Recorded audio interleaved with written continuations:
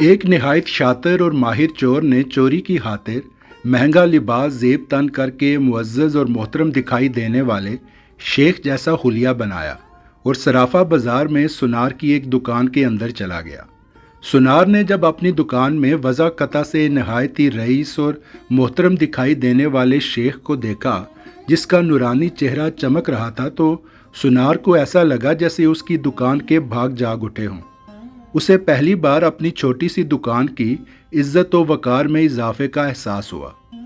سنار نے آگے بڑھ کر شیخ کا استقبال کیا۔ شیخ کے بحروپ میں چور نے کہا، آپ سے آج خریداری تو ضرور ہوگی، مگر اس سے پہلے آپ بتائیں کہ آپ کے لیے ممکن ہے کہ آپ اپنی سخاوت سے ہمارے ساتھ مسجد بنانے میں حصہ ڈالیں؟ اس نیک کام میں آپ کا حصہ خواہ ایک درہم ہی کیوں نہ ہو۔ سنار نے چند درہم شیخ کے حوالے کیے ہی تھے کہ اسی اثناء میں ایک لڑکی جو در حقیقت چور کی ہم پیشہ تھی اور اس کی ساتھی تھی، دکان میں داخل ہوئی اور سیدھی شیخ کے پاس جا کر اس کے ہاتھوں کو بوسہ دیا اور التجائیہ لہجے میں اپنے اور اپنے اہل و عیال کے لیے خیر و برکت کی دعا کے لیے کہا۔ سنار نے جب یہ منظر دیکھا تو اس سے رہا نہ گیا اور معذرت خواہانہ لہجے میں کہنے لگا، اے محترم شیخ، لا علمی کی معافی چاہتا ہوں، مگر میں نے آپ کو پہچانا نہیں ہے۔ لڑکی نے یہ سن کر تعجب کا اظہار کیا اور سنار سے مخاطب ہو کر کہنے لگی، تم کیسے بد نصیب انسان ہو، برکت، علم، فضل اور رزق کا سبب خود چل کر تمہارے پاس آ گیا ہے اور تم اسے پہچاننے سے قاصر ہو۔ لڑکی نے شیخ کی طرف اشارہ کرتے ہوئے کہا، یہ فلاں علاقے کے مشہور و معروف شیخ ہیں جنہیں خدا نے کثرت علم، دولت کی فراوانی اور ہر قسم کی دنیاوی نعمتوں سے مالا مال کر رکھا ہے۔ انہیں انسانوں کے بھلے کے سوا کسی چیز کی حاجت نہیں۔ لوگ ان کی ایک جھلک دیکھنے کے لیے بے تاب رہتے ہیں۔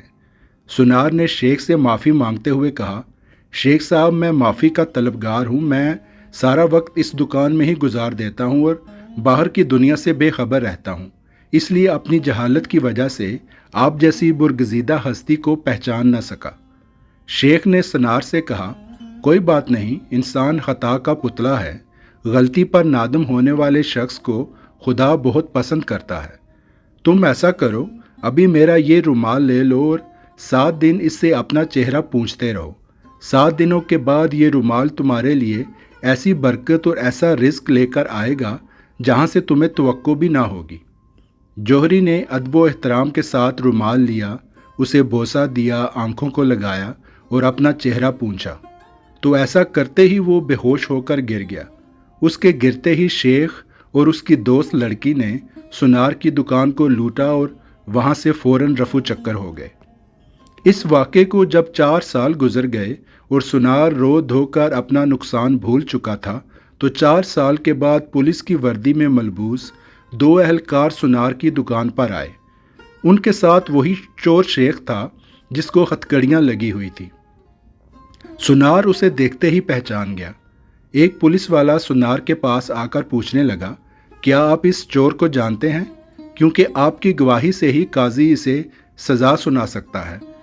سنار نے کہا، کیوں نہیں، اس نے فلاں فلاں طریقۂ واردات سے مجھے بے ہوش کر کے میری دکان لوٹ لی تھی۔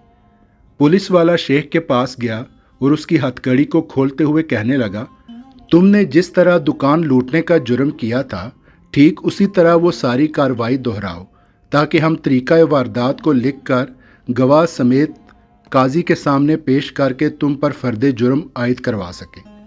شیخ نے بتایا کہ میں اس طرح داخل ہوا اور یہ کہا، اور میری مددگار لڑکی آئی، اس نے فلاں فلاں بات کی، پھر میں نے رومال نکال کر دکاندار کو دیا۔